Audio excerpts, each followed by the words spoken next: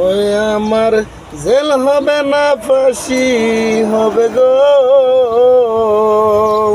ওই আমার উকিলে তো কইল না, ম্যাজিস্ট্রেট শামসুল হক জামিন দিল না আমারে, ম্যাজিস্ট্রেট শামসুল হক জামিন দিল না।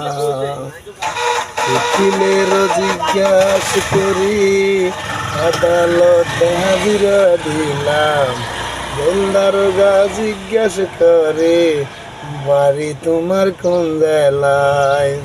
ও হাকিম 17 জন খালাস দিল গো,